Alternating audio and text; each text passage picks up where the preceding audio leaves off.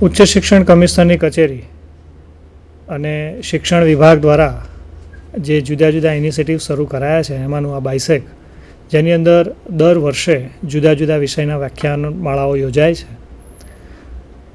આ વર્ષની શૃંખલામાં સમાજશાસ્ત્ર વિષયમાં સબ્જેક્ટ કોર્ડિનેટર તરીકે મારી વરણી થઈ છે. હું professor doctor Nainesh Gadhvi, Gujarat arts and science કોલેજમાં સમાજશાસ્ત્રનો અધ્યાપક છું. એટલે સમાજશાસ્ત્રના તમામ વિદ્યાર્થીઓ એ મારો વર્ગ છે અને આ માધ્યમથી આખું વર્ષ જ્યારે આપણે સાથે રહેવાના છીએ અને સમાજશાસ્ત્રના વિદ્વાનો, સમાજશાસ્ત્રના જુદા જુદા વિષયના નિષ્ણાંતો અને એ લોકો દ્વારા સમાજશાસ્ત્ર વિષયનું FYથી TY સુધીના તમામ યુનિવર્સિટીઓના અભ્યાસક્રમોને આવરી લે એવા સિલેક્ટેડ વિષયો દ્વારા આપને માહિતગાર કરવામાં આવશે.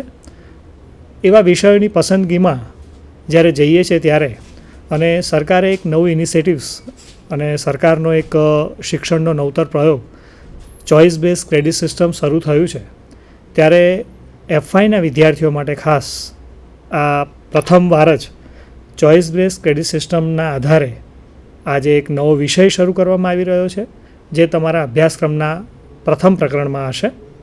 એટલે FYBAના સમાજશાસ્ત્રના વિદ્યાર્થીઓના ચોઇસ બેઝ ક્રેડિટ સિસ્ટમ પ્રમાણેનો પહેલું યુનિટ એટલે સોશિયોલોજીકલ ઇન્ટ્રોડક્શન, સમાજશાસ્ત્રનો પરિચય, એ વિષય પર આજે વાત થવાની છે.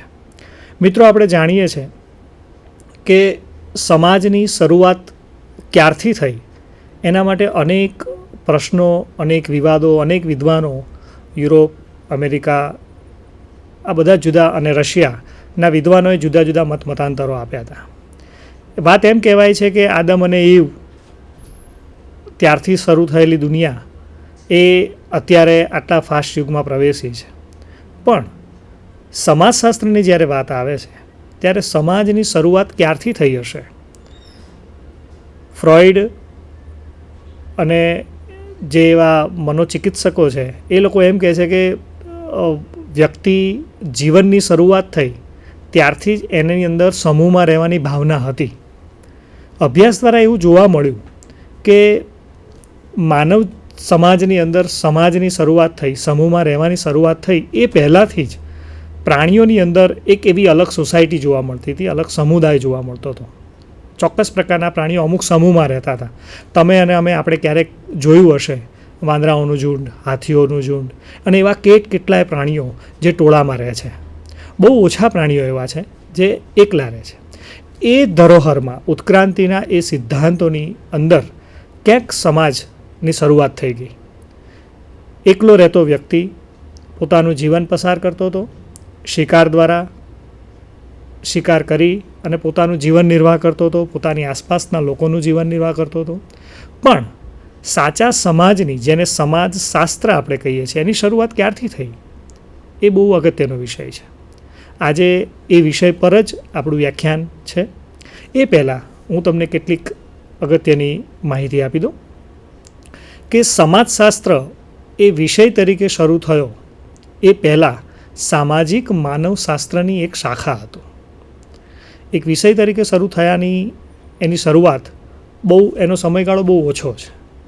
પણ જેમ જેમ સામાજિક ઉત્ક્રાંતિ થઈ, નવજાગૃતિ આવી, યુરોપની અંદર જુદી જુદી ઔદ્યોગિક ક્રાંતિઓ થઈ અને એ બધાના સંદર્ભમાં જ્યારે સમાજ પૂર્ણ રીતે વિકસિત થવા લાગ્યો અને આવા વિકસિત સમાજની અંદર એક સોસાયટી તરીકે સમાજશાસ્ત્રનું ડેવલપમેન્ટ કઈ રીતે થયું એ આપણા માટે બહુ અગત્યનું છે.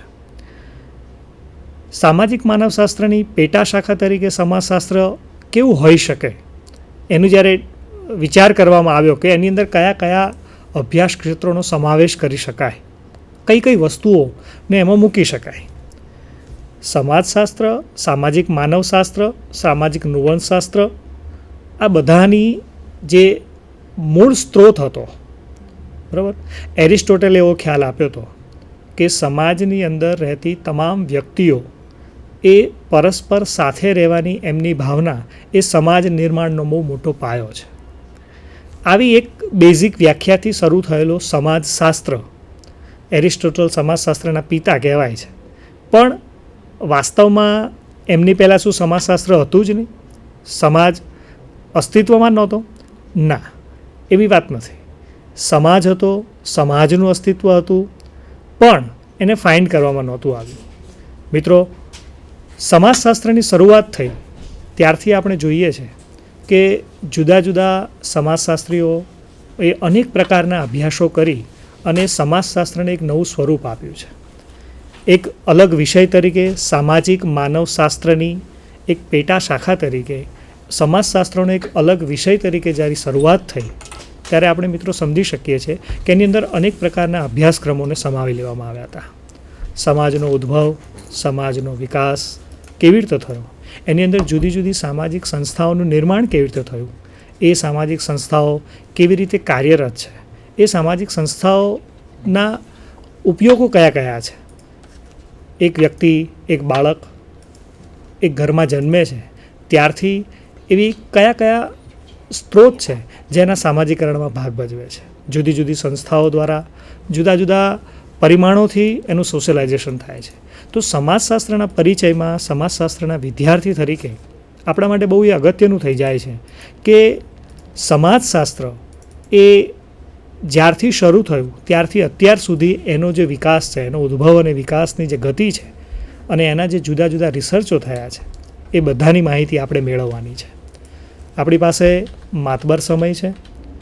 વર્ષ દરમિયાન FYથી લઈ TY સુધીના તમામ વિષયોને આવરી લે એવા બધા જ વિષયોને સાથે રાખી અને આપણે ચર્ચા કરવાના છીએ.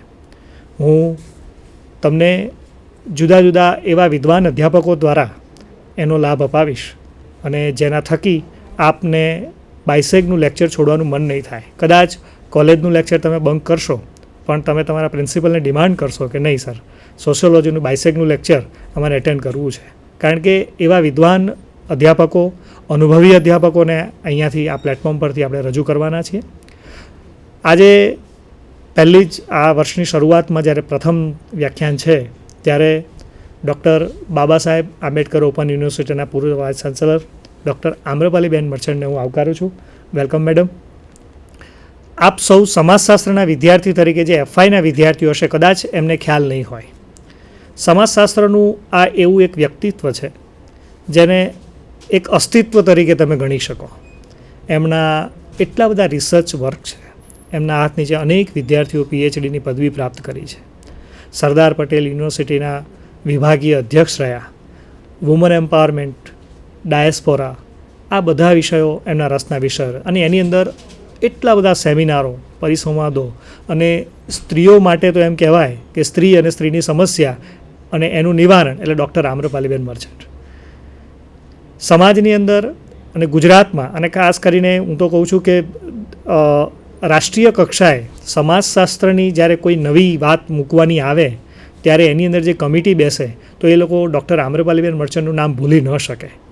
કોઈ નવું ઇમ્પ્લિમેન્ટ કરવાનું હોય, કોઈ નવી વિચારધારાને એડ કરવાની હોય, એમના વિશે પુસ્તક લખવાનું કાર્ય પણ ચાલુ છે. એક સોશિયોલોજિસ્ટ તરીકે એમનો પરિચય આપ અનેકવાર કોઈ પરિસંવાદમાં, કોઈ સેમિનારમાં મેળવી ચૂક્યા હશો. તો હું આજે પ્રથમ વ્યાખ્યાનમાં હું બેનને આવકારી અને સમાજશાસ્ત્ર પરિચય વિશે એના વિશે વ્યાખ્યાન કરવા બેનને વિનંતી કરું છું. ડૉક્ટર આમ્રપાલીબેન મર્ચન્ટ આપણી સાથે છે. નમસ્કાર. નૈનેશભાઈ સરદાર પટેલ યુનિવર્સિટીના ચમકતા તારા છે અને એમણે ત્યાંથી PhD કર્યું. જે વિદ્યાર્થીઓ સુંદર રીતે કામ કરે છે એ સમાજને એક મોટી ભેટ આપે છે, સાથે સાથે જ્યાં ભણ્યા હોય એને પણ નામ અપાવે છે. એટલે નૈનેશ ગઢવી આજે આ કાર્યક્રમ ચાલુ કરી રહ્યા છે એમાં પાક્કું સમજશે કે સોશિયોલોજીને કેવી રીતે ઉપર લઈ જઈ શકાય. અને હું પોતે એવું માનું છું કે સમાજશાસ્ત્ર એટલે શું? મિત્રો, જ્યારે FYમાં છોકરું આવે અને ત્યારે પૂછે કે સમાજશાસ્ત્ર એટલે શું, એટલે ઘણા પૂછે કે ઇતિહાસ, ભૂગોળ, નાગરિક. તો કે ના ભાઈ, એવું નહીં. કારણ કે આપણે જ્યારે સ્કૂલમાં ભણીએ છીએ ત્યારે જનરલી આપણને એવી ખબર હોય છે કે સમાજશાસ્ત્ર એટલે ઇતિહાસ, ભૂગોળ ને નાગરિક. મિત્રો, એવું નથી. સમાજશાસ્ત્રના મૂળિયા ક્યાં છે એની હું આજે તમને વાત કરીશ. તમે વાત કરીશ એટલે તમને અંદાજ આવશે કે સમાજશાસ્ત્ર એટલે શું. ખરેખર જુઓ કે સમાજ મધ્ય યુગની અંદર એક અંધકાર યુગમાં હતો. અંધકાર યુગ એટલે કેવું કે ધર્મને નામે જે કંઈ થાય એ બધું કરે, રાજ્યને જે કરવું હોય એ કરે, એ રીતે ધીમે ધીમે ધીમે અને અંધકાર યુગ સમાપ્ત થયો ગયો. દોસ્તો, તમને ખબર નહીં હોય પણ અંધકાર યુગમાં એવું પણ થતું હતું કે ફ્રાન્સની અંદર એક પરિસ્થિતિ એવી હતી કે પાદરી 5 લાખ રૂપિયામાં સ્વર્ગની સર્ટિફિકેટ વેચે. સ્વર્ગનું સર્ટિફિકેટ. હવે સ્વર્ગનું સર્ટિફિકેટ જ્યારે વેચતા હોય એનો અર્થ શું થયો? જ્યાં આપણે સોય પણ નથી લઈ જઈ શકતા ત્યાં અહીંયા 5 લાખ રૂપિયામાં સ્વર્ગનું સર્ટિફિકેટ વેચવામાં આવે. કેટલી બધી જગ્યાએ પાદરીઓને પણ મારી નાખવામાં આવે. કેટલી જગ્યાએ રાજા, દાખલા તરીકે શિવાજી હતા તો ભવાનીને નામે રાજ્ય ચલાવતા હતા. એવું ઘણી બધી જગ્યાએ સમગ્ર વિશ્વમાં જોવા મળતું હતું. હવે જે બધા વિજ્ઞાનો છે, વિજ્ઞાન અંતે તો ફિલોસોફીના સંતાન છે. એ વિજ્ઞાન હોય કે હ્યુમેનિટીઝ હોય. તમે જો કહો નોલેજ મીન્સ ફિલોસોફી, અને એના આ બધા નાના નાના નાના જુદા જુદા પરિમાણો છે, ડાયમેન્શન્સ છે. હવે સમાજશાસ્ત્ર વિશે જ્યારે આપણે વિચારીએ છીએ ત્યારે પહેલું જાણવાનો પ્રયત્ન કરીએ કે આ સમાજશાસ્ત્રનો ઉદ્ભવ કેવી રીતે થયો અને કોણે સમાજશાસ્ત્ર સ્થાપ્યું. મિત્રો, જ્યારે ફ્રાન્સ નામનો દેશ, એમાં અચાનક જ રાજાશાહીનો ખાત્મો બોલાયો. હવે રાજાશાહીનો ખાત્મો ક્યારે બોલાય? એક આક્રોશ હોય ત્યારે. આક્રોશ ક્યારે પેદા થાય? કે જ્યારે જનતાને કશું મળે નહીં. આજે જુઓ તમે, ભ્રષ્ટાચાર વિરુદ્ધ સમગ્ર ભારતમાં એક આક્રોશ ઊભો થયો છે. એ જ રીતે તમે જ્યારે જુઓ ત્યારે ફ્રાન્સની અંદર પરિસ્થિતિ એવી થઈ કે ફ્રાન્સના જે રાજા લુઈ હતા, એ લુઈ રાજાઓ ફ્રાન્સમાં રાજ્ય કરતા હતા. એ લુઈ રાજાઓમાં જે 16મો રાજા હતો એ ગુજરી ગયો. એની પત્ની રાજ્ય કરતી હતી અને એનું 10 વર્ષનું બાળક ત્યાં કામ કરતું હતું. હવે આ પત્ની જે હતી એ સ્પેન્ડ થ્રિફ્ટ હતી, એટલે એટલા બધા પૈસા ખર્ચે કે આમ જનતા માટે કંઈ પૈસા રહે નહીં. તમે જુઓ અત્યારે કલમાડી, એ રાજા, આદર્શ ગોટાલા જેવું થાય છે એવું ત્યારે પણ થતું હતું. અને ત્યારે પેરિસના લોકોએ બધા એકત્ર થઈને અને ત્યાંનો ગવર્નર હતો ડિલોન, એને મારી નાખ્યો. એને મારી નાખીને એના શબની આસપાસ આખી રાત પેરિસવાસીઓ નાચ્યા. એમાંથી ઉદ્ભવ્યું પ્રજાસત્તાક, for the people, by the people and of the people. એ લોકશાહી આવી, સંસદીય લોકશાહી. એ લોકોએ નક્કી કર્યું કે પ્રજાના પ્રતિનિધિઓ પ્રજા વતી રાજ્ય ચલાવે. આ જે પરિવર્તન થયું, આ પરિવર્તન શેમાં થયું? રાજ્યમાં થયું. રાજ્યની અસર કોને થાય? સમાજને થાય. એટલે સમાજમાં જાતના કન્ફ્યુઝન વ્યાપવા માંડ્યા. કેવા કન્ફ્યુઝન? એટલે એવા કન્ફ્યુઝન કે રાજાએ કહ્યું તું એ સાચું કે કાયદો કહે છે એ સાચું? કાયદો કયો છે? કાયદા પાસ થયા છે? કાયદા પાસ થયા હોય તો ક્યાંથી જોવા મળે? ત્યારે ટીવી નહોતું, વેબસાઇટ નહોતી, ઈમેલ નહોતું. એટલે જોવું હોય તો સોલિડ જે હોય એ જ જોવું પડે. સોફ્ટ કોપી મળે નહીં તો કેવી રીતે જોવું? હજુ તો એ લોકો લખતા હતા બંધારણ. એટલે તે વખતે આખી પ્રજામાં કન્ફ્યુઝન જામી ગયું હતું. અને એ કન્ફ્યુઝન એટલે આમ કરે તો સાચું કે આમ કરીએ તો સાચું? નિયમ સાચો કે પરંપરા સાચી? નિયમ સાચો, પરંપરા સાચી કે આજનો કાયદો સાચો? રાજાનો શબ્દ એ કાયદો ગણાતો હતો. તમે જુઓ, રાજાશાહીમાં જાઓ, અકબર અને બિરબલની વાતો તમે સાંભળી હશે. અકબર કોઈને ફાંસી ફરમાવી દે, પછી બિરબલને ખબર પડે કે અન્યાય થયો છે, એટલે બિરબલ પાછું એને ફેરવે. એ તો અકબર એટલો સારો હતો કે બિરબલનું સાંભળતો હતો અને પોતાનો નિર્ણય ફેરવતો હતો. બાકી કેટલાય ગાંડા રાજાઓ એવા હતા કે એકવાર નિર્ણય કરે એટલે પડ્યું પત્તું પાછું નહીં લેવાનું, એટલે ફાંસીની સજા તો ફાંસીની સજા, એટલે નિર્દોષને પણ સજા થતી હતી. ત્યારે બહારવટિયાઓ ઊભા થતા હતા અને એટલે જ એ બહારવટિયાઓ ઊભા થતા હતા. એવું જ ફ્રાન્સની અંદર ત્યાં ઠંડી બહુ હોય અને બરફ બહુ પડે એટલે લાકડા જોઈએ, કોલસા જોઈએ તો જ તમને ગરમી લાગે. ત્યાંના દરેક દીવાનખાનાની અંદર બહારની બાજુ ફર્નેસ હોય. ફર્નેસ એટલે એવો એક ખૂણો કે જ્યાં લાકડા, કોલસા બાળવામાં આવે, જેના કારણે રૂમનું ઉષ્ણતામાન ઊંચું થાય. એટલે માણસ પડ્યા મરી ના જાય, કારણ કે એટલા ઓઢવાના તો હોય નહીં કે જેનાથી જીવી શકે. આ રાજાએ એની રાણીએ એટલા પૈસા વાપર્યા કે ફ્રાન્સમાં ઘણા બધા લોકો મરી જતા હતા. અને એ મરી જતા હતા એમાંથી આક્રોશમાંથી એક નવું રાજ્ય શાસન, ડહાપણ, હ્યુમેનિટીનું ડહાપણ, એટલે માનવ જાતનું ડહાપણ એટલે ડેમોક્રેસી. અને ડેમોક્રેસી સારી રીતે ચલાવવાની એની વાત નિષ્ઠાપૂર્વક, આ ડહાપણને ચલાવવાનું એની વાત લોકશાહી. આ લોકશાહી આવી ફ્રાન્સમાં. ત્યારે જે બધા કન્ફ્યુઝન ઊભા થયા એમાં ઓગસ્ટ કોમ્ટ નવા મેથેમેટિશિયન હતા અને ઇકોલે પોલિટેકનિકમાં એઓ સર્વિસ કરતા હતા. એ તો મેથેમેટિશિયન હતા એટલે 2 + 2 4 એટલું સમજતા હતા. એટલે એના મને એવું થયું કે મારે નિયમ શોધવા જોઈએ કે આ સમાજ કઈ રીતે ચાલે, આ સમાજ ચાલે છે એમાં કયા તત્વો છે, અને એ તત્વો મારે શોધવા છે. એટલે જુઓ તમે, એ તત્વ શોધતો હતો એટલે એણે નામ આપ્યું સોશિયલ ફિઝિક્સ. હવે આ સોશિયલ ફિઝિક્સ નામ આપ્યું ભૌતિકશાસ્ત્ર. શા માટે ભૌતિકશાસ્ત્ર? કારણ કે એને એવું લાગ્યું કે જેવી રીતે મેથેમેટિક્સમાં આંકડા હોય છે, જેવી રીતે ફિઝિક્સની અંદર માટી હોય, બાકી બધું હોય, તત્વો હોય પૃથ્વીના, એવી રીતે સમાજના તત્વો કયા. અને જુઓ, સોશિયલ વર્ક એનો અભિગમ હતો. કારણ કે એણે સોશિયોલોજી શોધ્યું એટલા માટે કે એ વિચારતા હતા કે સમાજના પ્રગતિના નિયમો કયા, સમાજમાં વ્યવસ્થા કેવી રીતે જળવાય. તમને જાણો છો કે હમણાં અण्णा સાહેબ જ્યારે બેસવાના છે તો પેલા લોકોએ 144મી કલમ લગાડી છે. એટલે કે વ્યવસ્થા, કલેક્ટરનું કામ શું? વ્યવસ્થા જાળવવાનું અને શાંતિ જાળવવાનું.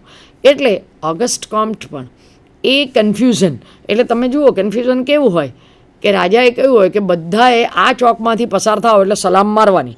હવે બંધારણ આવ્યું એટલે પ્રજાને સલામ મારે, તો સલામ મારવાની કે નહીં? તો મારા દાદા મારતા હતા, મારા પપ્પા મારતા હતા, હું બી ગઈકાલે મારતી હતી, તો મારે આજે મારવાની કે નહીં એ ખબર નથી. એમાંથી કન્ફ્યુઝન પેદા થાય. એટલે રાજાનો શબ્દ જ્યારે કાયદો હતો તે વખતે જ્યારે નિયમ આવે, બંધારણ બંધાય, અને એ બંધારણ થકી, જો બંધારણ 3 રીતે થાય. એક વખતે બંધારણ ઘડાય એટલે લોકોની પાસે એ સત્તા આવે. દરેક બંધારણમાં પ્રજાજનને સત્તા અપાય, તે લોકશાહી. એટલે પ્રજાજનને જ્યારે સત્તા આપવામાં આવે ત્યારે કોઈ પણ માણસ કાયદો તોડે તો શું કરવું? એટલે 2 વાત હોય. એક વાત એવી હોય કે તમે ફરિયાદ કરી શકો, અને બીજી વાત એવી હોય કે તમે ન્યાય